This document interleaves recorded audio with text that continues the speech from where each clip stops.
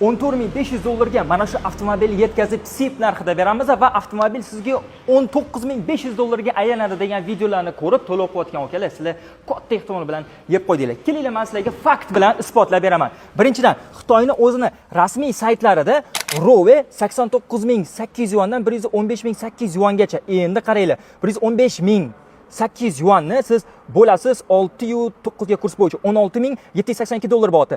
Endi siz bunga qo'shasiz $7.700 dollar tamojdnini, $24.482 dollar bo'lyapti. Qana qilib ular sizga $19.500 dollarga avtomobilni hamma xarajatlar bilan olib kelib berishi mumkin. Biz rasmiy diler bo'lganimiz uchun avtomobillarga birdan 200 ta, 300 ta, 400 talab birdan to'lov qilganimiz uchun ishlab chiqaruvchining o'zi juda katta chegirmalar beradi. Eng katta foydamiz esa aynan o'sha chegirmada bo'lyapti. Shuning uchun aldanib qolmanglar okalar. Yana ular oldi-sotdi shartnoma asosida avtomobillarni taqdim qilishyapti. Bu shartnoma soxta. Dokumentni yaxshilab o'rganib, kimga to'lov qilayotganligini bilinglar.